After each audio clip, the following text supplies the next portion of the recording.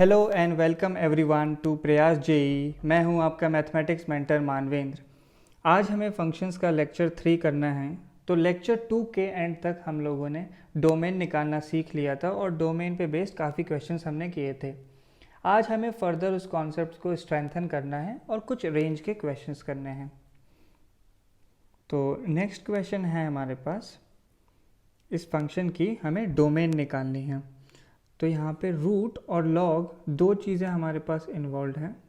Root और log दो चीज़ें इन्वॉल्व हैं। तो पहले हम क्या करते हैं, हम लोग लॉगरिदम को डिफाइन करते हैं। तो लॉगरिदम की डेफिनेशन क्या होती है कि लॉग का जो भी आर्ग्यूमेंट हो, जो भी लॉग का नंबर होगा वो हमारे पास पॉजिटिव होना चाहिए। तो कॉस ऑफ साइन एक्स जो है ग्रेटर दैन 0 होना चाहिए हमारे पास। और रूट को अगर मुझे डिफाइन करना है, रूट को डिफाइन करने के लिए तो रूट के अंदर जो भी टर्म हमें मिलता है, रूट के अंदर जो भी टर्म हो वो ग्रेटर दैन इक्वल टू 0 हमारे पास होना चाहिए। तो हमें ये दो इनइक्वालिटी सॉल्व करनी होगी। इस सेकंड इनइक्वालिटी को अगर मैं सॉल्व करूं तो 3 को अगर मैं राइट हैंड साइड ले जाना चाहूँगा तो वो 3 की पावर 0 बनेगा और लॉग का जो बेस है वो ग्रेटर दैन 1 है, तो इनइक्वालिटी का साइन जो है चेंज नहीं होगा। तो ये बन जाता है हमारे पास cos of sine x greater than equal to 3 raise to the power 0। तो ये हो गया cos of sine x greater than equal to 1। तो 3 की पावर 0 जो है 1 हो गया हमारे पास।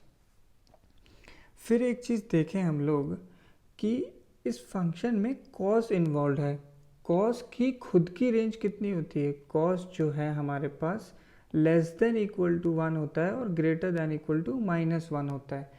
कॉस के अंदर आप कोई भी वैल्यू रखो तो वो लेस देन इक्वल टू 1 होगा। और इस फंक्शन के इस इनइक्वालिटी के अकॉर्डिंग क्या है, कॉस का जो फंक्शन हमें दिया हुआ है कॉस ऑफ साइन एक्स वो ग्रेटर देन इक्वल टू 1 है। तो अगर इन दोनों को हम लोग देखें तो हमें फर्दर क्या सॉल्व करना चाहिए कि cos of sine x equal to 1, केवल यही चीज़ पॉसिबल है क्योंकि कॉस ग्रेटर दैन 1 तो हो नहीं सकता। तो हमें सिर्फ और सिर्फ cos of sine x equal to 1 solve करना है। तो जो फर्स्ट इनइक्वालिटी है वो है cos of sine x greater than 0, second है cos of sine x equal to 1। इन दोनों का अगर इंटरसेक्शन लिया तो हमें फाइनली क्या सॉल्व करना है, cos of sine x equal to 1 solve करना है। Cos of sine x equal to 1 solve करना है। तो मतलब हमें साइन एक्स की वो वैल्यूज़ चाहिए जब कॉस जो है 1 हो जाए। तो कॉस 1 कब होता है, ये हम लोगों ने 11th में पढ़ा हुआ है कि cos theta is equal to 1 कब होगा, जब थीटा जो है हमारा 2n पाई होगा। जब थीटा जो है 2n पाई होगा, where n belongs to some integer, यानी थीटा कुछ 0 2 पाई इस फॉर्म का हो हमारे पास, 0 2 पाई 4 पाई इस फॉर्म का जब थीटा होता है तब कॉस थीटा 1 होता है। तो इस इनइक्वालिटी के अकॉर्डिंग क्या होगा, हमें साइन एक्स की जो वैल्यू है वो 2n पाई के इक्वल करनी होगी। 2n pi where n belongs to integer, यानी साइन एक्स की वैल्यू हमें कुछ ऐसी करनी होगी -2 पाई 0 2 पाई 4 पाई, इनमें से कोई वैल्यू हमें साइन एक्स की लेनी होगी। तो देखा जाए तो -2 पाई कितना हो गया, -2 पाई हो गया माइनस ऑफ 6.28 और 2 पाई हो गया 6.28। तो ये दोनों की दोनों साइन एक्स की रेंज के बाहर है। साइन एक्स की रेंज क्या होती है हमारे पास, -1 to 1। तो केवल और केवल क्या पॉसिबल है, 0। तो हम लोग क्या सॉल्व करना चाहेंगे यहाँ पे, sine x is equal to 0। तो ये चीज़ भी हम लोगों ने पढ़ी हुई है, साइन एक्स 0 कब होगा, जब x की वैल्यू n पाई होगी, where n belongs to integer. x की वैल्यू जो है जब n पाई होगी तो यही हमारी फंक्शन की डोमेन आ जाएगी। तो domain of this function is x is equal to n pi. Next question, इस क्वेश्चन में देखो हमारे पास मॉड इन्वॉल्व है और रूट इन्वॉल्व है, दो चीज़ें इन्वॉल्व हैं हमारे पास। तो रूट इन्वॉल्व है तो रूट के अंदर जो भी चीज़ हो ग्रेटर दैन इक्वल टू 0 कर दो। तो 1 minus mod of x upon 2 minus mod of x जो है ग्रेटर दैन इक्वल टू 0 करना है। तो ये न्यूमरेटर और डिनोमिनेटर थोड़े कॉम्प्लिकेटेड है, इनसे हमें डरना नहीं है। इसको हम अगर ऐसे समझें कि ये कुछ a by b greater than equal to 0 लिखा है हमारे पास, तो एक सिंपल सी equation a by b greater than equal to 0, ये चीज़ कब ट्रू होगी? दो केसेस में ये ट्रू होगा हमारे पास, जब a is greater than 0 and b is greater than 0। ऊपर न्यूमरेटर जो है पॉजिटिव हो जाए और डिनोमिनेटर भी पॉजिटिव, तब क्वांटिटी पॉजिटिव होगी। न्यूमरेटर 0 और डिनोमिनेटर पॉजिटिव, तब क्वांटिटी 0 होगी।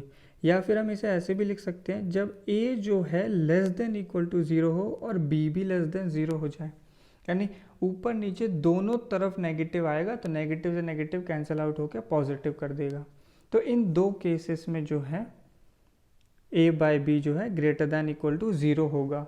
तो बिल्कुल इसी लॉजिक से अगर हम सॉल्व करें, तो फर्स्ट केस अगर हम लें, फर्स्ट केस वो जब न्यूमरेटर जो है ग्रेटर दैन इक्वल टू 0 है और b डिनोमिनेटर जो है ग्रेटर दैन 0। तो फर्स्ट केस अगर हम सॉल्व करें तो 1 माइनस मॉड एक्स जो है ग्रेटर दैन इक्वल टू 0, और साथ ही हमें सॉल्व करना होगा denominator 2 minus mod of X greater than 0। ये इनइक्वालिटीज़ हमें साथ साथ सॉल्व करनी है। तो फर्स्ट वाले को सॉल्व किया तो हमारे पास क्या बनता है, mod of x less than equal to 1, mod x को हम लोग राइट साइड ले गए तो ये बन जाएगा mod of x less than equal to 1, और ये जो दूसरी वाली इनइक्वालिटी है वो क्या बन जाएगी, mod of x less then 2। तो ये शायद आप लोगों ने 11th में पढ़ा ही होगा, if mod of x is less than equal to a, this implies x belongs from minus a to a closed, minus a to a। ये हमारे पास डायरेक्ट आंसर आ जाता है। तो if mod of x is less than equal to 1, तो यहाँ से हमारे पास क्या आ जाएगा, x belongs from minus 1 to 1। अगर डायरेक्टली आपको याद ना आ रहा हो तो बहुत ही ईजिली हम सोच सकते हैं, हमें 1 से छोटी वैल्यू चाहिए मॉड की। तो अगर माइनस 1 से 1 के बीच का कोई नंबर है, उनका मॉड लूँगा तो वो ऑब्वियसली 1 से छोटा ही होगा। और सेकंड वाले को सॉल्व किया तो क्या होगा, यहाँ पे इक्वालिटी नहीं लगी है तो बस ओपन ब्रैकेट्स आ जाएंगे, ओपन ब्रैकेट्स आ जाएंगे। तो इन दोनों का अगर मैंने इंटरसेक्शन लिया, इन दोनों का अगर मैंने इंटरसेक्शन लिया तो फाइनली हमारे पास क्या आ गया, x belongs to minus 1 to 1। ये हो गया हमारे पास केस 1। सेकंड केस अगर सॉल्व करें, सेकंड केस क्या था हमारे पास, when a is less than 0 and b is also less than 0, numerator और डिनोमिनेटर दोनों नेगेटिव हो जाएं, तो 1 माइनस मॉड ऑफ x जो न्यूमरेटर है less than equal to 0 and 2 minus mod of x less than 0। तो यहाँ बनता है हमारे पास mod of X greater than equal to 1 and mod of X greater than 2। ठीक है, दो चीज़ें बन गई, mod of X greater than equal to 1 and mod of X greater than 2, ये दो हमारे पास बन गए। Mod of X greater than equal to 1 को सॉल्व करें। अब एक्स, मॉड एक्स की वैल्यू 1 से बड़ी चाहिए, तो अगर मैं सोचूं तो अगर मैंने x 1 से बड़ा लिया, x 1 से बड़ा लिया, सपोज 2.4 ले लिया, तो उसका मॉड ऑब्वियसली 1 से बड़ा ही होगा। अगर x 1 से बड़ा लोगे तो उस नंबर का मॉड 1 से बड़ा होगा। ऐसे नेगेटिव साइड में अगर सोचा जाए, अगर मैंने x माइनस 1 से छोटा लिया, अगर x माइनस 1 से छोटा लिया तो उसका मॉड जो है 1 से बड़ा हो जाएगा। एग्जाम्पल के लिए माइनस 2.4 सोचो, माइनस 2.4 का मॉड क्या होगा, 2.4, वो ऑब्वियसली 1 से बड़ा हो गया। तो यहाँ से हमारे पास x की क्या वैल्यू आ जाएगी, x belongs from minus infinity to minus 1 closed union 1 close to infinity. ठीक है, और mod of x greater than 2 के लिए क्या बन जाएगा, माइनस इन्फिनिटी टू माइनस 2। इस बार ओपन आएगा, क्यों, क्योंकि इक्वेशन में इक्वालिटी नहीं लगी हुई है, इसलिए ओपन ब्रैकेट्स आएंगे। तो minus infinity to minus 2 union 2 to infinity, और इन दोनों का अगर हमने इंटरसेक्शन लिया, इन दोनों का अगर इंटरसेक्शन लिया हम लोगों ने, तो क्या बन जाएगा हमारे पास, minus infinity to minus 2 union 2 to infinity, minus infinity to minus 2 union 2 to infinity. अब देखो ए बाई बी अगर पॉजिटिव है तो दो केस पॉसिबल थे और इन दोनों केसेस में हमारा आंसर आएगा। तो हमने ये जो दो केस बनाए हैं इन दोनों केसेस में हमारा आंसर आना चाहिए। तो ये जो दो केस हैं इन दोनों का हमें क्या लेना होगा, यूनियन, क्योंकि दोनों केसेस में हमारा आंसर आएगा। तो फाइनली आंसर क्या हो जाएगा, -∞ to -2 union -1 close to 1 closed union 2 to ∞। तो ये इनका यूनियन हो गया। ये ही हमारे फंक्शन की फाइनली डोमेन आ जाएगी। नेक्स्ट क्वेश्चन है root of sine x plus root of 16 minus x square. तो दो फंक्शंस हमें दिए हुए हैं। तो ये जो सेकंड वाला फंक्शन है काफ़ी इजी लग रहा है, पहले हम इसे सॉल्व कर लेते हैं। रूट के अंदर का टर्म है तो इसे हमें क्या करना होगा, greater than equal to 0। 16 minus x square greater than equal to 0, इसको सिंप्लीफाई किया तो ये क्या बन जाएगा, 4 square minus x square greater than equal to 0 और x square minus 4 square less than equal to 0, x minus 4 into x plus 4 less than equal to 0 बन जाएगा। तो रूट्स क्या हैं, -4 एंड 4, पॉजिटिव नेगेटिव पॉजिटिव आ जाएगा नंबर लाइन पे, हमें क्या है नेगेटिव चाहिए और इक्वालिटी लगी है तो क्या आ जाएगा, x belongs to -4 close to 4 closed. ठीक है, क्लियर हो गई। नेक्स्ट इसे फर्स्ट वाला रूट दिया है तो इसमें हमें क्या करना होगा, हमें sine x greater than equal to 0 करना है। तो साइन एक्स का ग्राफ आप सब लोगों को याद होना चाहिए, जो साइन वेव है वो मैं यहाँ ड्रॉ कर रहा हूँ। तो ये साइन एक्स का ग्राफ होता है कुछ ऐसा, जो ओरिजिन से पास करेगा, फर्स्ट पॉइंट ऑफ इंटरसेक्शन पाई होगा, लेफ्ट में जो है -पाई होगा, फिर -3π/2, ऐसे ही इस तरफ जो है 3π/2। अच्छा अब देखो मैं पूरा ग्राफ ड्रॉ नहीं कर रहा हूँ, मुझे पता है कि अगर दो फंक्शंस का समेशन है उनकी डोमेन क्या होगी, इन दोनों का इंटरसेक्शन होता है, इन दोनों का इंटरसेक्शन होता है। तो x -4 से 4 के बीच में ही आ सकता है, ऑब्वियसली आंसर जो है -4 से 4 के बीच में ही होगा। तो क्यों ना मैं x = -4 और 4 इस ग्राफ पे प्लॉट कर लूँ। तो देखो पाई जो है 3.14 होता है, 4 3.14 से बड़ा होगा तो x = 4 की जो लाइन है वो कहीं यहाँ आ जाएगी, x = 4। ऐसे ही अगर लेफ़्ट साइड में देखें तो -पाई के बाद कहीं पे आ जाएगी, x = -4। तो हमारा जो आंसर है वो इन दो वर्टिकल लाइंस के बीच में ही आना चाहिए। और हमें सॉल्व क्या करना है, sine x greater than equal to 0। Sine x greater than equal to 0 मतलब साइन एक्स पॉजिटिव, यानी पॉजिटिव वाई एक्सिस को हमें देखना है, यानी ग्राफ जब एक्स एक्सिस के ऊपर होगा तभी हमारा आंसर आएगा। तो जो पोर्शन मैं शेड कर रहा हूँ वही ग्राफ का पोर्शन वाई एक्सिस के ऊपर है, तो ये जो शेडेड एरिया है यही हमारा आंसर होगा। इनमें एक्स की वैल्यू क्या होगी, लेफ़्ट साइड पे देखो तो वर्टिकल लाइन से शुरू होना चाहिए, तो यहाँ पे ये जो पॉइंट मार्क किया है यहाँ x की वैल्यू जो है -4 होगी, तो -4 से हमारा आंसर शुरू होगा।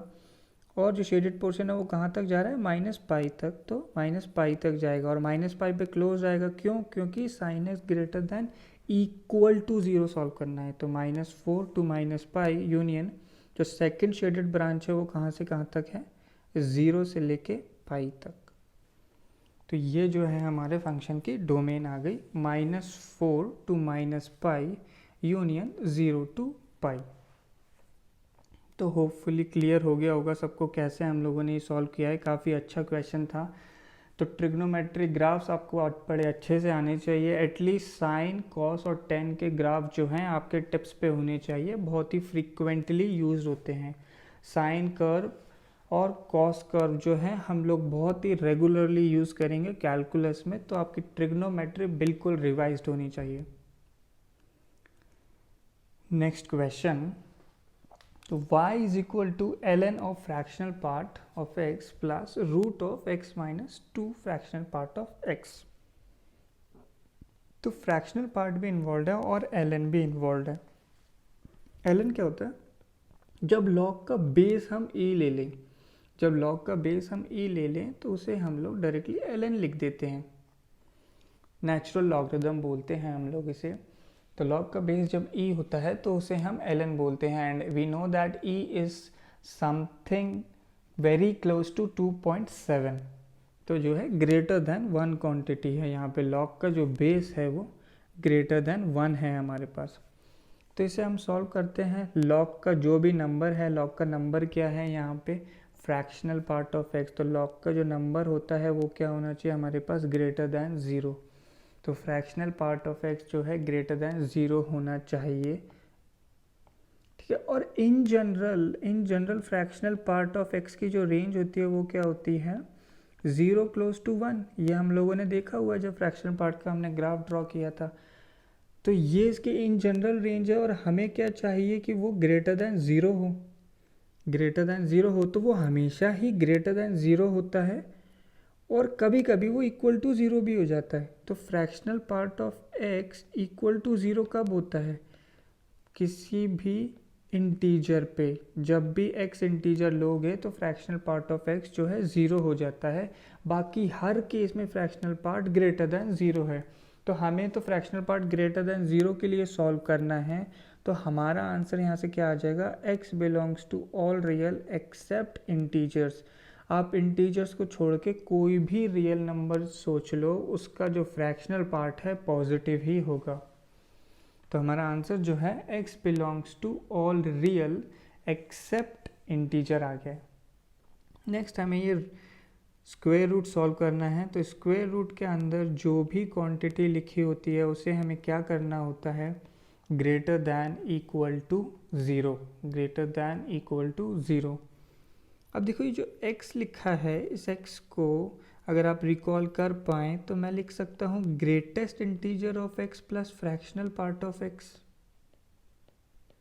इस तरीके से लिख सकते हैं। मैंने बताया था जब हम फ्रैक्शनल पार्ट पढ़ रहे थे कि कोई भी नंबर को हम उसका ग्रेटेस्ट इंटीजर प्लस उसका फ्रैक्शनल पार्ट लिख सकते हैं। तो हमने इसको इस तरीके से लिखा। तो ये हमारे पास बन गया greatest integer of x greater than equal to fractional part of x। ये इनइक्वालिटी बन गई है फाइनली हमारे पास, greatest integer of x greater than equal to fractional part of x। तो अच्छा, अब देखो ये जो राइट हैंड साइड है वहाँ फ्रैक्शनल पार्ट लिखा है, और फ्रैक्शनल पार्ट की रेंज अभी हम लोगों ने देखी जो है 0 से 1 के बीच में होती है, 0 से 1 के बीच में, यानी फ्रैक्शनल पार्ट हमेशा पॉजिटिव होता है। इसका मतलब जो ग्रेटेस्ट इंटीजर है इस इनइक्वालिटी में, जो फ्रैक्शनल पार्ट से बड़ा होना चाहिए तो वो भी पॉजिटिव ही होगा। तो ग्रेटेस्ट इंटीजर पॉजिटिव के लिए हमें सॉल्व करना है। तो ग्रेटेस्ट इंटीजर पॉजिटिव कब होगा, जब पॉजिटिव नंबर्स लोगे आप। अगर आपने x 0 से 1 में लिया तो ग्रेटेस्ट इंटीजर क्या होता है, 0। अगर x आपने 1 से 2 में लिया तो ग्रेटेस्ट इंटीजर ऑफ x जो है 1 होगा। और इस रेंज के आगे आप कोई भी x चूज़ कर लो, ग्रेटेस्ट इंटीजर x पॉजिटिव ही होगा। तो इस इनइक्वालिटी का सॉल्यूशन हमारे पास क्या आ गया, x greater than equal to 1, x की वैल्यू 1 भी अलाउड है। तो ये इस फंक्शन से हमें आ गया। अब जो दो आंसर्स हमारे पास आए हैं, इन दोनों का हमें क्या करना होता है, इंटरसेक्शन लेना होता है। तो पहला है कि ऑल रियल एक्सेप्ट इंटीजर, कोई भी रियल नंबर ले लो इंटीजर को छोड़ के। और दूसरा कहता है कि 1 से बड़ा कोई भी नंबर ले लो। तो इक्वालिटी तो 1 की वैसे ही ड्रॉप हो जाएगी, क्यों, क्योंकि 1 खुद एक इंटीजर है। तो फाइनली हमारा आंसर क्या आ जाएगा, 1 से लेके इन्फिनिटी, 1 पे ओपन से लेके इन्फिनिटी, इसमें से क्या हमें सब्ट्रैक्ट करना है, पॉजिटिव इंटीजर्स। ये हमारा आंसर आ गया, 1 से लेके इन्फिनिटी, उसमें से इंटीजर्स हमें हटाने होंगे। तो क्लियर हो गया होगा सबको ये किस तरीके से हमने सॉल्व किया है। तो नेक्स्ट क्वेश्चन, इसमें जो है हमारे पास ग्रेटेस्ट इंटीजर इन्वॉल्व दिख रहे हैं, मॉड हैं, और सारा की सारा ये बड़ी सी क्वांटिटी जो है डिनोमिनेटर में दी हुई है। तो हम एक एक करके चीज़ों को सिंप्लीफाई करेंगे। सबसे पहले हम लोग क्या करते हैं, मॉड को हटाते हैं। तो यहाँ पर दो मॉड यहाँ पे दिए हुए हैं, एक मॉड ऑफ x-1 और दूसरा दिया हुआ है मॉड ऑफ 7-x। तो x-1 यहाँ पे फैक्टर होगा और यहाँ पे 7-x तो ये वैल्यू ज़ीरो कब होंगी, पहला x इक्वल टू 1 पे और दूसरा x इज इक्वल टू 7 पे ज़ीरो होगा। तो ये चीज़ हम लोग नंबर लाइन पे प्लॉट कर लेते हैं। पहला फैक्टर हमारे पास 1 है, दूसरा 7। तो देखो हमारे पास नंबर लाइन के 3 पार्टीशन हो गए हैं। एक पार्टीशन जब x की वैल्यू 1 से छोटी होगी, दूसरी जब 1 से 7 में होगा x, तीसरा जब x 7 से बड़ा होगा, तीसरा जब x 7 से बड़ा होगा। तो एक एक करके हम लोग इन्हें सॉल्व करते हैं। तो फर्स्ट केस लेते हैं, first case when x is less than equal to 1। तो इक्वालिटी हम कहीं भी लगा सकते हैं, किसी भी एक इंटरवल में इक्वालिटी लगा लें। तो x is less than equal to 1, x जो है 1 से छोटा है। x अगर 1 से छोटा लिया तो x माइनस 1 नेगेटिव होगी, नेगेटिव होगा तो मॉड नेगेटिव खुलेगा, मॉड नेगेटिव खुलेगा, मॉड नेगेटिव खुलेगा तो x माइनस 1 का क्या हो जाएगा हमारे पास 1 माइनस एक्स, और ऐसे ग्रेटेस्ट इंटीजर लगा हुआ है, प्लस x लेस देन 1 है तो 7 माइनस एक्स पॉजिटिव होगा। 7 में से 1 से छोटी क्वांटिटी अगर सब्ट्रैक्ट करोगे तो वो पॉजिटिव खुलेगा, ये मॉड पॉजिटिव खुलेगा तो ये 7 माइनस एक्स का 7 माइनस एक्स ही रह जाएगा। और ऐसे ग्रेटेस्ट इंटीजर लगा है, फिर एक बड़ा ग्रेटेस्ट इंटीजर -6, ये क्वांटिटी नॉन ज़ीरो होनी चाहिए, ये क्वांटिटी नॉन ज़ीरो होनी चाहिए हमारे पास। ठीक है, क्लियर है सबको? नॉन ज़ीरो क्यों? क्योंकि ये डिनोमिनेटर में है हमारे पास, डिनोमिनेटर में है तो नॉन ज़ीरो होगी। अच्छा, अब एक चीज़ देखो, तो इसको सिंप्लीफाई करें तो हम कैसे लिख सकते हैं, जो 6 है उसे हम लोग राइट हैंड साइड पे लेके जाएंगे। तो ये जो वैल्यू है 6 की इक्वल नहीं होनी चाहिए। तो ये जो वैल्यू है ग्रेटेस्ट इंटीजर है, किसी क्वांटिटी का ग्रेटेस्ट इंटीजर है, ग्रेटेस्ट इंटीजर 6 नहीं होना चाहिए, ग्रेटेस्ट इंटीजर 6 नहीं होना चाहिए। इसका क्या मतलब होगा हमारे पास कि जो भी क्वांटिटी ग्रेटेस्ट इंटीजर के अंदर लिखी हुई है वो क्वांटिटी 7 से छोटी और 6 से बड़ी नहीं होनी चाहिए। ये आंसर में नहीं आएगा, ये चीज़ नहीं होनी चाहिए हमारे पास।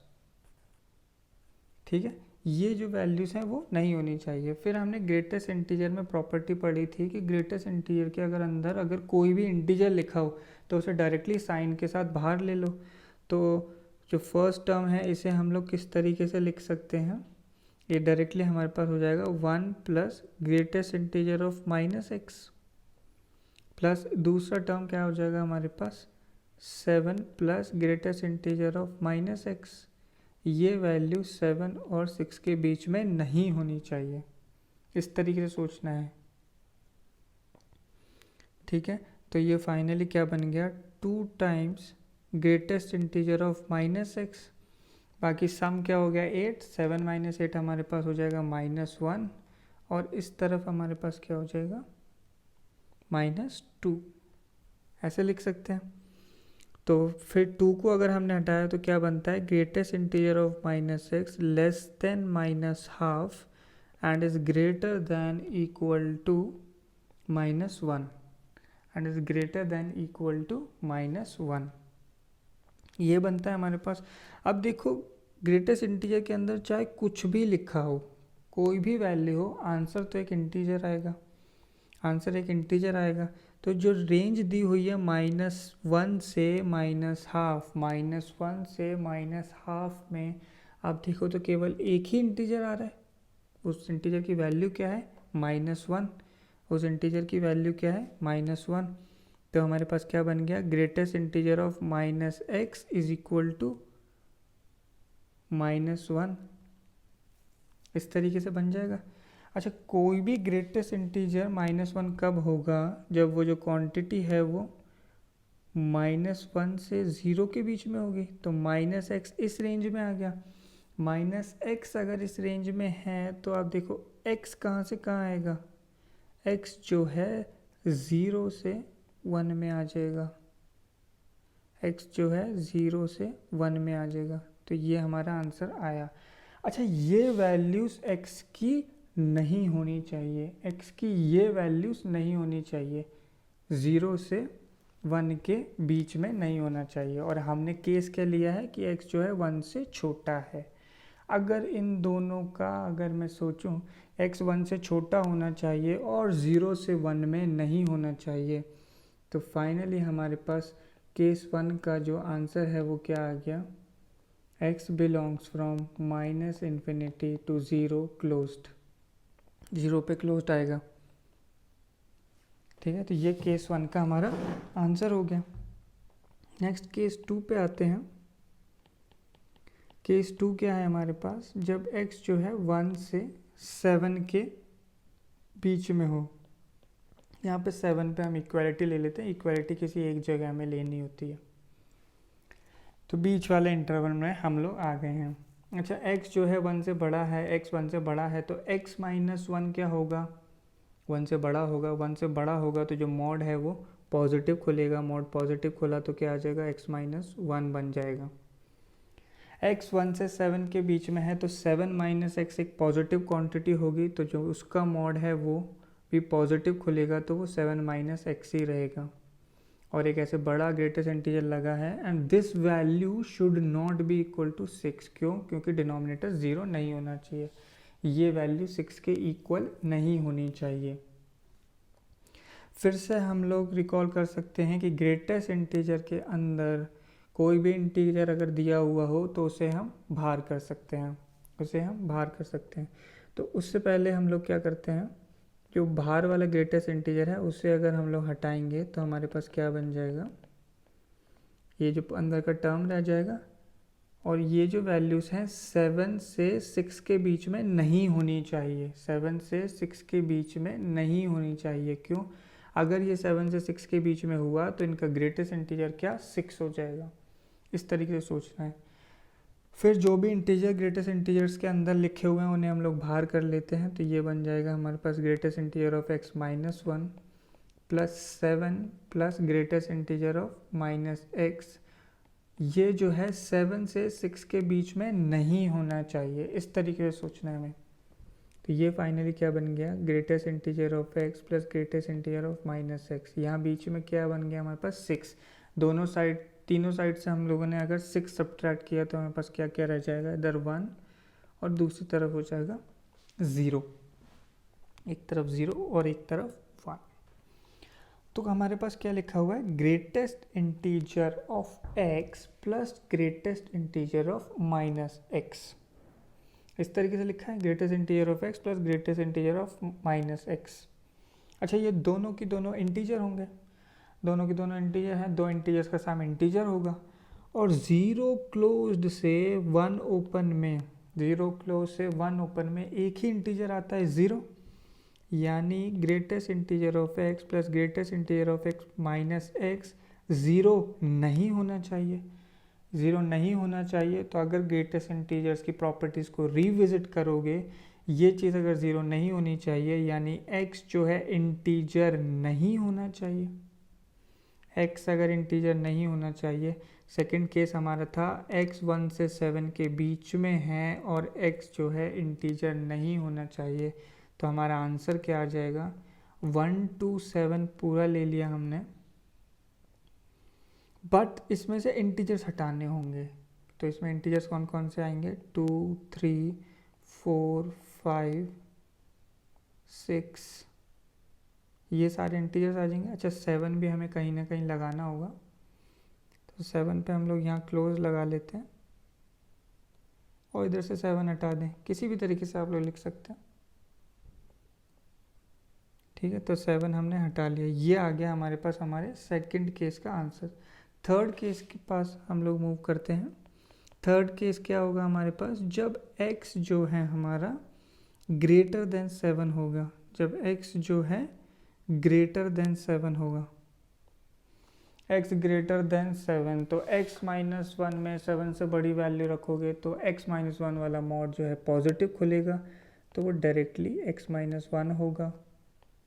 प्लस दूसरा मॉड था 7 माइनस एक्स, 7 माइनस एक्स का मॉड था, उसमें x 7 से बड़ी वैल्यू रखोगे तो ये अब नेगेटिव खुलेगा। नेगेटिव खुलने का मतलब इसे हम क्या लिख सकते हैं, x माइनस 7। फिर ऐसे ही एक बड़ा ग्रेटेस्ट इंटीजर लगा हुआ है, ये वैल्यू 6 के इक्वल नहीं होनी चाहिए, ये 6 के इक्वल नहीं होनी चाहिए, इसका मतलब इसके अंदर जो क्वांटिटी आ रही है वो 6 क्लोज से 7 ओपन में नहीं होनी चाहिए। ठीक है, फिर हमने सॉल्व किया फर्दर, तो इसे हम लोग क्या लिख सकते हैं, greatest integer of x -1 plus greatest integer of x -7। तो ये बन गया 2 greatest integer of x -8 less than 7 and is greater than equal to 6। हर तरफ हमने 8 जो है ऐड कर दिया। 8 अगर आपने ऐड किया तो एक तरफ बन गया हमारे पास 15, एक तरफ हमारे पास क्या बन जाएगा 15, और दूसरी साइड हमारे पास क्या बन जाएगा 14। फिर 2 से डिवाइड कर दिया तो इधर आ गया 15/2 और दूसरी तरफ आ गया 7। अच्छा, इसको मैं लिखूं तो ये ऐसे लिखा हुआ है, ग्रेटेस्ट इंटीजर ऑफ x 7 से 7.5 के बीच में है। ग्रेटेस्ट इंटीजर ऑफ x जो है एक इंटीजर होगा तो वो 7 ही पॉसिबल है इस रेंज में। तो ग्रेटेस्ट इंटीजर ऑफ x की वैल्यू 7 नहीं होनी चाहिए। अगर ग्रेटेस्ट इंटीजर x की वैल्यू 7 नहीं होनी चाहिए तो x जो है 7 क्लोज से 8 ओपन में नहीं होना चाहिए, ये वैल्यूज नहीं आनी चाहिए। तो हम फाइनली जो हमारे पास केस 1 था, केस 1 का आंसर हमारे पास क्या आया था, केस 1 का आंसर था हमारे पास 0 to 7 क्लोज, ये नहीं होना चाहिए हमारे पास। दूसरा था, दूसरे केस में हमारे पास क्या आया, केस 2 में हमारे पास आंसर आया 1 to 7 क्लोज्ड। सॉरी, एक बार हम लोग चेक कर लेते हैं हमारे पास केस 1 में क्या आंसर आया था। केस 1 का आंसर था -∞ to 0 क्लोज्ड। ठीक है, तो केस 1 का आंसर था -∞ to 0 क्लोज्ड। सेकेंड केस का आंसर था 1 ओपन टू 7 क्लोज। इसमें से सारे इंटीजर्स हमने हटा दिए थे, 2 3 4 5 6 एंड 7, ये सारे इंटीजर्स हटा दिए थे। और केस थर्ड का आंसर आया हमारे पास 7 क्लोज्ड टू, तो 7 क्लोज टू 8, ये आंसर आया हमारे पास। तो ये सारी की सारी जो वैल्यूज़ हैं वो नहीं होनी चाहिए हमारे पास। तो फाइनली आंसर क्या हो जाएगा, ऑल रियल माइनस,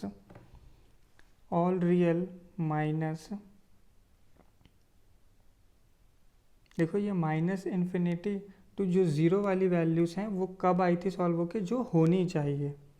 ठीक है, तो ये हमें सब्ट्रैक्ट नहीं करना है, तो हमें सब्ट्रैक्ट क्या करना होगा, इसमें से 0 to 1 वाला केस हमें सब्ट्रैक्ट करना होगा। ठीक है, 0 to 1 वाला केस हमें सब्ट्रैक्ट करना होगा। 0 to 1 क्लोज्ड, केस 1 के एंड में हमें ये वैल्यूज़ मिली थी जो नहीं आनी चाहिए। ठीक है, ये वैल्यूज़ हमें सब्ट्रैक्ट करनी होंगी। साथ में हमें क्या सब्ट्रैक्ट करना होगा, जो है थर्ड केस लिख देता हूँ मैं पहले, और जो ये गिवन इंटीजर्स हैं 2 3 4 5 6 तक ही लिखो, क्योंकि 7 पे हमने यहाँ क्लोज लगा दिया है। तो ये जो है हमारा फाइनल आंसर हो जाएगा। तो होपफुली अब आपको अंडरस्टैंडिंग हो गई होगी कि डोमेन के क्वेश्चंस किस तरीके से किए जाते हैं। डोमेन के बाद नेक्स्ट अब हम मूव करते हैं रेंज पे, रेंज ऑफ अ फंक्शन। तो रेंज कैसे निकालना है वो सीखेंगे अब हम। तो रेंज ऑफ अ फंक्शन, पहले रेंज निकालने के लिए कुछ जो बेसिक स्टेप्स हम लोग फॉलो करेंगे वो मैं लिख देता हूँ। रेंज निकालना थोड़ा डिफ़िकल्ट होता है, वो डोमेन की तरह इजी नहीं होता। तो जिन भी फंक्शन की रेंज हमें निकालना समझ में नहीं आता तो हम क्या करेंगे, फाइंड डोमेन। सबसे पहले क्या करो, डोमेन निकालो। डोमेन से हमें वो x मिल जाएंगे जिन पे हमें y की वैल्यूज़ निकालनी है। ठीक है, रेंज क्या होता है, y की डिफाइंड x पे y की जो वैल्यूज़ आती हैं उसे रेंज कहते हैं। तो जब भी रेंज नहीं निकल रही हो सबसे पहले डोमेन निकाल लो, फिर आगे प्रोसीड करेंगे। इससे पहले हम लोग कुछ चीज़ें कवर कर चुके हैं जो आप डायरेक्टली हमें याद होनी चाहिए। Range of an odd degree polynomial, range of an odd degree polynomial directly हम लोगों ने नोट करके लिखा था। क्या होती है, range of an odd degree polynomial is all real. ठीक है, तो y is equal to x cube हो गया, इसकी रेंज क्या होगी directly all real. y is equal to x की पावर 101 ले लिया सपोज, तो डायरेक्टली इसकी रेंज क्या all real. y is equal to x की power 201 plus x square plus x cube, ये मैंने फंक्शन लिया, तो इस पॉलिनोमियल की डिग्री क्या है ऑड है, तो इसकी डायरेक्टली रेंज क्या हो जाएगी ऑल रियल।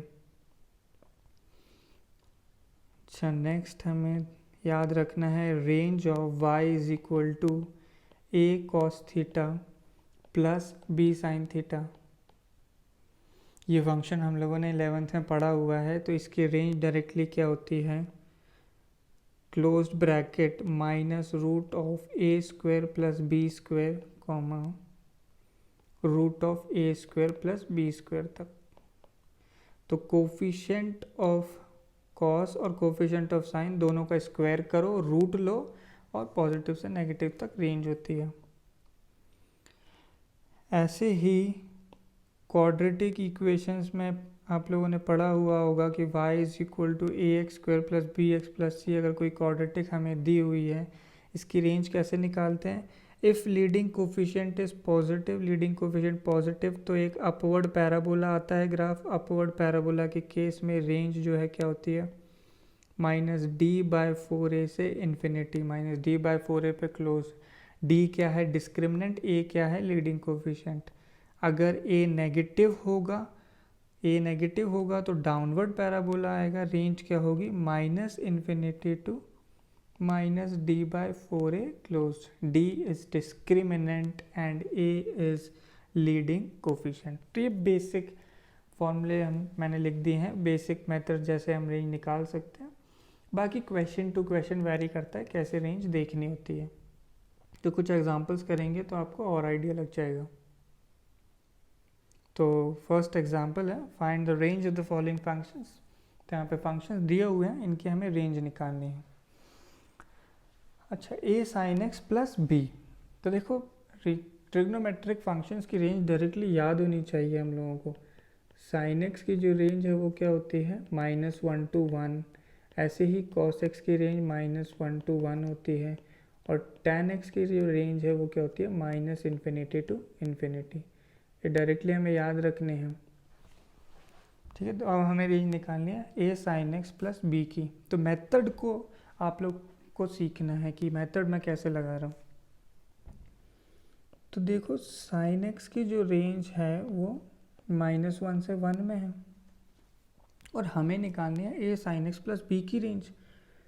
अच्छा, इन लोगों ने क्वेश्चन में गिवन दिया है a पॉजिटिव नंबर है, तो मैं क्या करता हूँ इन इक्वालिटी में दोनों तरफ a से मल्टीप्लाई कर दिया, और पॉजिटिव नंबर से मल्टीप्लाई करोगे तो इनइक्वालिटी चेंज नहीं होती, ये चीज़ हमें पता है। तो a sin x, तो 1 को a से मल्टीप्लाई किया तो इधर a बन गया और इधर -a बन गया, बड़ा इजी है। अब क्या करना है, हर तरफ जो है b ऐड कर दिया, तो इधर तो बन गया a प्लस बी, और b इधर ऐड किया तो ये हो गया b माइनस a। तो देखो मैंने जो है यहाँ पे बिल्कुल एज इट इज़ जिसकी रेंज निकालनी थी वही फंक्शन क्रिएट कर दिया है, तो यही हमारी रेंज हो गई। देखो काफ़ी इजी था ये। तो रेंज क्या हो गया हमारी, y belongs to b minus a to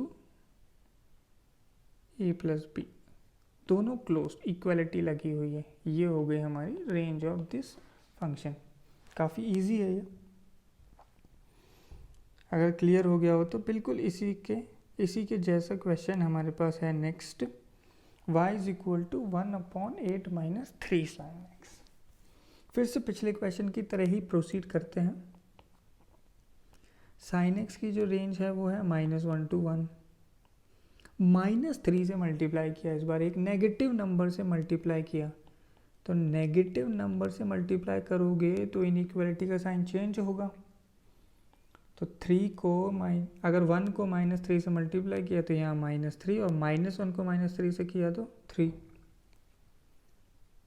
अब क्या किया, 8 ऐड कर दिया, कोई भी क्वांटिटी ऐड करोगे तो इनइक्वालिटी पे कोई फ़र्क नहीं पड़ेगा। इधर राइट हैंड साइड पे अगर मैंने 8 ऐड किया तो वो क्या बन जाएगा 5 बन जाएगा, और दूसरी तरफ जो है 11 बन जाएगा। अब देखो कोई भी नंबर अगर मुझे दिया हुआ है, सपोज ऐसे लिखा है 3 इज़ ग्रेटर दैन 2, दोनों नंबर पॉजिटिव होने चाहिए, ध्यान रखना है। अगर दोनों नंबर पॉजिटिव है और मैंने इनके रेसिप्रोकल्स लिए तो एक बना 1/3 और एक हो गया 1/2। पहले तो 3 बड़ा था लेकिन अब क्या होगा, 1/2 बड़ा होगा। तो अगर दोनों तरफ पॉजिटिव क्वांटिटीज़ हैं और मैं रेसिप्रोकल लूँगा तो इनइक्वालिटी का साइन जो है चेंज होगा। तो 1/8 - 3 sin x का क्या बन जाएगा, इस तरफ इनइक्वालिटी का साइन चेंज होकर 1/5 और दूसरी तरफ 1/11। तो रेंज ऑफ द फंक्शन क्या आ गई हमारे पास, 1/11 क्लोज टू 1/5। ठीक है, दोनों नंबर पॉजिटिव थे इसलिए इनइक्वालिटी का साइन चेंज हुआ। अगर एक नंबर पॉजिटिव होता और एक नेगेटिव, जैसे 3 इज़ ग्रेटर दैन -2, रेसिप्रोकल लिया तो 1/3 और इधर क्या हो जाता -1/2, फिर भी 1/3 बड़ा रहता। तो ये चीज़ हमें ध्यान रखनी है, एक नंबर पॉजिटिव और एक नेगेटिव होता तो इनइक्वालिटी का साइन चेंज नहीं करता मैं। ठीक है, क्लियर है सबको। नेक्स्ट क्वेश्चन, इस फंक्शन की रेंज निकालनी है। पहले लॉग के अंदर जो आर्ग्यूमेंट लिखा है उसको स्टडी करते हैं। तो ये हमें दिया हुआ है sin x - cos x, ये लिखा हुआ। अच्छा, अब हम लोगों ने रेंज में पढ़ा कि अगर a cos theta plus b sin theta जैसी चीज़ अगर मेरे पास है, इसकी रेंज क्या होती है, -√a² + b² से √a² + b² तक जो भी कोफिशिएंट है स्क्वायर करके रूट लो। sin x का कोफिशिएंट यहाँ 1 है, cos x का -1 है। तो ये जो क्वांटिटी है sin x - cos x, अगर सिर्फ मैं इसकी रेंज लिखूँ तो क्या आएगी, √1² + -1 का स्क्वायर और दूसरी तरफ -√1² + -1 का स्क्वायर। तो मेरे पास sin x - cos x की रेंज क्या आ गई, राइट में बनेगा √2 और लेफ्ट में बनेगा -√2। ठीक है, तो ये बन गया sin x - cos x। अच्छा, अब देखो न्यूमरेटर में sin x - cos x तो है ही, साथ में 3√2 और है। 3√2 दोनों तरफ ऐड किया तो √2 + 3√2 कितना हो गया, 4√2, और -√2 + 3√2 कितना बनता है, 2√2 बन गया। ठीक है, फिर उसके बाद ये क्या करता है, √2 से डिवाइड। ठीक है, हम भी √2 से डिवाइड कर देते हैं। तो √2 से डिवाइड करने के बाद अब हमारे इंटरवल क्या हो जाएगा, 4√2 को √2 से डिवाइड किया तो 4 बनेगा, राइट साइड में 4 बनेगा और लेफ्ट साइड में क्या बन जाएगा हमारे पास, 2 बन जाएगा। ठीक है, ये हो गया। अब वो चाहता है कि इस क्वांटिटी पे लॉग लिया जाए, log to the base 2, base 2 जो है ग्रेटर देन 1 है, इंक्रीजिंग फंक्शन है। इंक्रीजिंग फंक्शन में मैंने बताया था जैसे जैसे x बढ़ेगा y भी बढ़ेगा। तो अगर मैंने हर तरफ log टू द बेस 2 लिया तो इनइक्वालिटी का साइन जो है चेंज नहीं होगा। तो log टू द बेस 2 ये क्वांटिटी एज इट इज़ रखी, इधर बना log 4 टू द बेस 2 और दूसरी तरफ बना log 2 टू द बेस 2। तो log 2 टू द बेस 2 क्या होता है हमारे पास, 1, और log 4 टू द बेस 2 कितना होता है, 2। तो फाइनली हमारे पास जो रेंज है वो क्या आ गई, 1 क्लोज्ड टू 2 क्लोज्ड। तो ये चीज़ हमें ध्यान रखनी है, log टू द बेस 2 लिया था मैंने दोनों साइड, इंक्रीजिंग फंक्शन था, तो इनइक्वालिटी का जो साइन है वो चेंज नहीं हुआ। ठीक है, क्लियर है। Next question, y = x² - 7x + 5। तो बड़ा ही ईजी से एक क्वाड्रेटिक दी हुई है। इस क्वाड्रेटिक का जो लीडिंग कोफिशिएंट है देखो 1 है, लीडिंग कोफिशिएंट a जो है पॉजिटिव है। अगर लीडिंग कोफिशिएंट पॉजिटिव तो मैंने अभी आपको रेंज निकालना बताया था, इसकी रेंज क्या होगी डायरेक्टली -d/4a टू इन्फिनिटी। ठीक है, डायरेक्ट आंसर ये होगा। पहले d निकाल लेते हैं इसका। d क्या होता है, b² - 4ac। b क्या है इसका, -7। तो -7 हो या 7 हो, 7 का स्क्वायर -4 इंटू 1 इंटू 5 बन गया, तो ये बनता है 49 -20, ये हो गया हमारे पास 29। आंसर क्या आ जाएगा हमारे पास -d, तो -29/4 इंटू 1 से इन्फिनिटी, तो -29/4 क्लोज टू इन्फिनिटी। ये हमारी इस क्वाड्रेटिक की रेंज आ गई। तो क्वाड्रेटिक दी हुई हो तो रेंज बहुत इजीली निकाली जा सकती है। नेक्स्ट क्वेश्चन, अब इसमें भी क्वाड्रेटिक डी है, लेकिन क्वाड्रेटिक जो है एल के अंदर, एल मतलब बेस ई है, ग्रेटर देन 1 है। तो सबसे पहले तो मैं इस क्वाड्रेटिक की ही रेंज निकाल देता हूँ। ये जो क्वाड्रेटिक है, फिर से लीडिंग कोफिशिएंट पॉजिटिव, रेंज जो है -d/4a से इन्फिनिटी ही आएगी। जो पिछले क्वेश्चन में आया था बिल्कुल वैसे करना है। सबसे पहले डिस्क्रिमिनेंट निकाला। डिस्क्रिमिनेंट क्या होता है, b² - 4ac, तो यहाँ क्या आ जाएगा 16 - 4 इंटू 3 इंटू 5, तो 16 - 15 इंटू 4 इज 60, तो ये बनता है -44। d -44 है, बट हमें क्या लेना होता है -d/4a, तो -d/4a से क्या बन जाएगा 44/4 इंटू 3, और राइट साइड में आएगा इन्फिनिटी। ठीक है, क्लियर है। तो ये बनेगा, लेफ्ट साइड हमारे पास क्या हो गई 11/3। अब देखो लॉग में बेस ई है, ln है हमारे पास, एक इंक्रीजिंग फंक्शन होगा, बेस ग्रेटर देन 1 है, तो अगर हर तरफ ln लिया तो इनइक्वालिटी का जो साइन है वो चेंज नहीं होगा।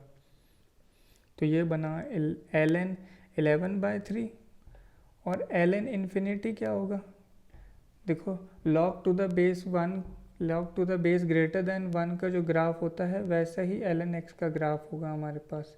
तो अगर x इन्फिनिटी है तो y की वैल्यू भी इन्फिनिटी होगी, तो ln इन्फिनिटी को आप डायरेक्टली इन्फिनिटी लिख सकते हैं। तो हमारा जो आंसर है वो क्या आ जाएगा ln 11/3 से इन्फिनिटी, तो y belongs from closed ln 11/3 to infinity, इस तरीके से आ जाएगा। नेक्स्ट क्वेश्चन, अब 2 लॉग हैं और क्वाड्रेटिक हैं, कोई फ़र्क नहीं पड़ता कितने भी लॉग लगे हों, हमें एक एक करके लॉग लेते जाना है और आंसर निकालते जाना है।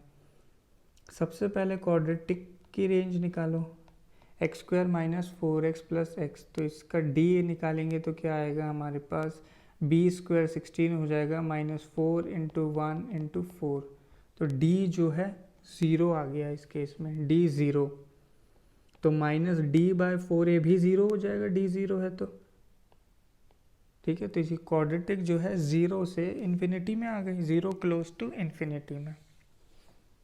ठीक है, क्लियर है सबको। अच्छा, तो अब देखो, अब हमारे पास दिया हुआ है log to the base half, तो यहाँ पे मैं log to the base half ले सकता हूँ या नहीं ले सकता, दोनों तरफ log to the base half ले सकते हैं या नहीं ले सकते। देखो डायरेक्टली हम लोग नहीं ले सकते। क्यों नहीं ले सकते, क्योंकि हमें पता है किसी भी लॉग का जो नंबर है वो क्या होता है हमारे पास ग्रेटर दैन 0। तो ये जो इक्वलिटी लगी हुई है लेफ़्ट साइड पे, इसे मैं खुद से ड्रॉप कर दूंगा और इसको मुझे लिख लेना चाहिए 0 टू इन्फिनिटी, इस तरीके से मुझे लिख लेना चाहिए। जो क्लोज साइन है उसे मैं खुद हटा दूंगा। अगर हम लोगों ने पहले फंक्शन की डोमेन निकाली होती तो हमें यह नहीं करना पड़ता, हमें पहले ही पता चल जाता कि हम लोग वैल्यू 0 नहीं ले सकते। ठीक है, अब मैं दोनों side log to the base half लेता हूँ, log to the base half. अच्छा, तो सोचो ज़रा, log to the base half जो है एक डिक्रीजिंग फंक्शन है, डिक्रीजिंग फंक्शन है तो इनइक्वालिटी का जो साइन है वो चेंज होगा, इनइक्वालिटी का जो साइन है वो चेंज होगा। तो log to the base half, ये क्वाड्रेटिक अगर हमने ली, पहले तो होंगे इनइक्वालिटी के साइन चेंज, तो log to the base half number है 0 और log to the base half number है इन्फिनिटी। log का नंबर देखो 0 नहीं हो सकता, तो थ्योरेटिकली जो मैंने लिखा है ये रॉन्ग है, थ्योरेटिकली रॉन्ग है, लेकिन रेंज निकालने के लिए हम कर सकते हैं। अगर बेस जो है लेस देन 1 हो तो डिक्रीजिंग ग्राफ होता है कुछ इस तरीके का, यानी अगर x इन्फिनिटी को टेंड करेगा, x अगर इन्फिनिटी को जाएगा तो y माइनस इन्फिनिटी को जाएगा, और x अगर ज़ीरो को टेंड कर रहा है, x अगर ज़ीरो की तरफ जा रहा है तो y जो है, x ज़ीरो की तरफ जा रहा है तो y जो है इन्फिनिटी की तरफ जा रहा है। ठीक है, क्लियर है सबको? तो log 0 to the base half जो है वैसे तो एग्जिस्ट नहीं करेगा, बट मैं इसे इन्फिनिटी लिख सकता हूँ। तो जब हम लिमिट्स पढ़ेंगे तब ये चीज़ क्लियर हो जाएगी, अभी के लिए डायरेक्टली आप मान लो। ठीक है, इसको हम लोग इन्फिनिटी लिख देंगे, और log infinity to the base half, जब x इन्फिनिटी को गया तो y जो है माइनस इन्फिनिटी को चला गया। तो ये तो हमारे पास आंसर आ गया log to the base half तक। एक और लॉग अभी हमारे पास बाकी है, लॉग टू द बेस 3। अब ये जो भी क्वांटिटी बन गई है, अगर मैं लॉग टू द बेस 3 लेता हूँ हर तरफ, तो log to the base 3 increasing graph होगा, बेस ग्रेटर देन 1 है, इनइक्वालिटी का साइन चेंज नहीं होगा। तो log to the base 3 infinite, और इस तरफ log to the base 3 minus infinite. अच्छा, फिर प्रॉब्लम हुई हमारे पास, क्यों? माइनस इनफाइनाइट तो ले ही नहीं सकते, लॉग के अंदर नेगेटिव नंबर तो हम डाल ही नहीं सकते, तो हमें खुद ही समझना चाहिए कि ये नंबर पॉजिटिव होना चाहिए। तो ये ज़ीरो की तरह समझो आप, नेगेटिव नंबर हम यहाँ डाल ही नहीं सकते, तो इसे ज़ीरो मानो। और लॉग ज़ीरो पॉजिटिव बेस के लिए, log zero base greater than 1 के लिए, तो ये लॉग का ग्राफ ड्रॉ किया। तो अगर x टेंड्स टू 0 है और बेस ग्रेटर देन 1 है, तो log जो है कहाँ जाता है? माइनस इन्फिनिटी की तरफ जा रहा है। तो ये हो जाएगा माइनस इन्फिनिटी। तो log के ग्राफ्स को ध्यान से ऑब्जर्व करिए।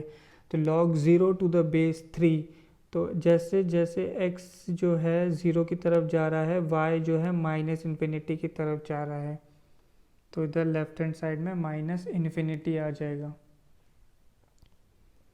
और राइट साइड में क्या आएगा हमारे पास? log infinity to the base 3, x बहुत बड़ा नंबर और बेस 3। तो ग्राफ में देखो, x अगर इन्फिनिटी लिया तो y इन्फिनिटी की तरफ जाता है if base is greater than 1। तो ये क्वांटिटी खुद इन्फिनिटी की तरफ है, और log to the base 3 infinity, ये चीज़ भी कितनी हो जाएगी फाइनली? इन्फिनिटी। तो range of this function is minus infinity to infinity. तो अगर आप लोगों ने 11th में थोड़ा लिमिट्स पढ़ा अगर होगा तो आपको समझ में आ गया होगा, वरना इस क्वेश्चन को आप लिमिट्स पढ़ने के बाद रिविजिट कर सकते हैं, तब और क्लैरिटी आ जाएगी। Next question, y is equal to 3 minus 2 raise to the power x। तो पहले तो मैं यही फंक्शन देखूं, suppose y is equal to 2 raise to the power x। इसका जो ग्राफ है ये एक्सपोनेंशियल फंक्शन है, कुछ इस तरीके से बनेगा। y एक्सिस को 0,1 पे कट करेगा। इस फंक्शन की खुद की रेंज कितनी होगी? r positive. r पॉजिटिव को इंटरवल फॉर्म में लिखूं तो 0 टू इन्फिनिटी। तो सबसे पहले ऐसे ही करते हैं, 2 raise to the power x की रेंज लिख लेते हैं। 2 raise to the power x की रेंज है इन्फिनिटी टू 0। अच्छा, माइनस से मल्टीप्लाई किया हम लोगों ने, माइनस से मल्टीप्लाई करने पे इनइक्वालिटी का साइन जो है चेंज हो जाता है, तो इधर बन जाएगी माइनस इन्फिनिटी, और इधर 0 को मल्टीप्लाई करोगे तो कोई फ़र्क ही नहीं पड़ेगा। ठीक है, 3 ऐड कर देते हैं, तो 3 minus 2 raise to the power x। 3 add किया इन्फिनिटी में, इन्फिनिटी में कुछ भी ऐड करते रहो उसे कोई फ़र्क नहीं पड़ता, वो इन्फिनिटी रहता है। 0 में 3 ऐड किया तो 3, ये हमारा आंसर हो गया। तो y belongs from minus infinity to 3।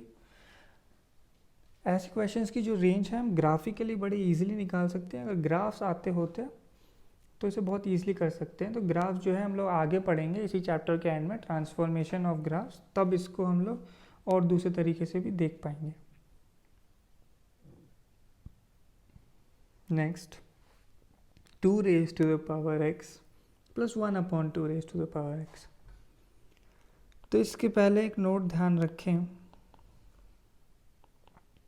if x is positive, x plus 1 by x is greater than equal to 2, ठीक है, ये AMGM से हम लोग डायरेक्टली बोल सकते हैं if x is positive x plus 1/x is greater than equal to 2। ठीक है, और इक्वालिटी कब होल्ड करती है? Equality holds when x is equal to 1। ये AMGM से हम लोग डायरेक्टली बोल रहे हैं। देखो if AM is greater than equal to GM, इधर मैंने दो नंबर लिए x और 1/x, दोनों पॉजिटिव होंगे। दो नंबर है, 2 से डिवाइड किया, GM क्या होगा? Root of x into 1/x। This implies x plus 1/x is greater than equal to 2। तो ये AMGM से हम डायरेक्टली बोल सकते हैं अगर एक पॉजिटिव नंबर प्लस उसका रेसिप्रोकल दिया है तो वो हमेशा ग्रेटर दैन इक्वल टू 2 होगा। और इक्वालिटी कब होल्ड करती है? When x is equal to 1। ऐसे ही इफ़ x इज़ नेगेटिव, ये भी आपको ध्यान रखना है, if x is negative x plus 1/x is less than equal to -2। -2 से कम होता है।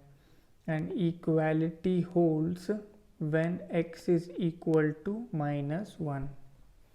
ठीक है, क्लियर है सबको? अगर ये दोनों नोट ध्यान है तो इस क्वेश्चन को तो हम लोग सेकंड्स में कर देंगे। तो देखो y is equal to 2 raise to the power x का ग्राफ अभी हम लोगों ने देखा, उसकी रेंज जो है r पॉजिटिव होती है, मतलब 2 रेज टू द पावर एक पॉजिटिव नंबर है, तो एक पॉजिटिव नंबर प्लस उसका रेसिप्रोकल दिया हुआ है, तो y हम लोग डायरेक्टली क्या कह सकते हैं? Greater than equal to 2। तो यही रेंज आ गई हमारे पास। Range of the function is 2 to infinity. x कुछ भी रखो, रेंज जो है 2 से इन्फिनिटी में ही आएगी। ठीक है, क्लियर है सबको? ये एक क्वेश्चन और लिख लेते हैं अगर ये समझ में आ गया हो तो। y is equal to 2 raise to the power x plus 1/2 raise to the power x plus 3 raise to the power x upon 1/3 raise to the power x plus 4 raise to the power x upon 1/4 raise to the power x। इस function की range निकालनी है। ठीक है, बड़ा ही easy question है। देखो 2 raise to the power x positive है प्लस उसका रेसिप्रोकल दिया है, तो ये दोनों ग्रेटर दैन इक्वल टू 2 होंगे। ऐसे ही ये दो ग्रेटर दैन इक्वल टू 2 और ये दो भी ग्रेटर दैन इक्वल टू 2। तो फाइनली ओवरऑल क्वांटिटी क्या हो जाएगी? Greater than equal to 6। तो इसकी रेंज क्या आ जाएगी? 6 टू इन्फिनिटी। तो होपफुली आपको ये सब क्लियर हो गया होगा। तो रेंज के हम लोगों ने 8 क्वेश्चन कर लिए हैं। हम लोग नेक्स्ट लेक्चर में कुछ और क्वेश्चंस भी करेंगे।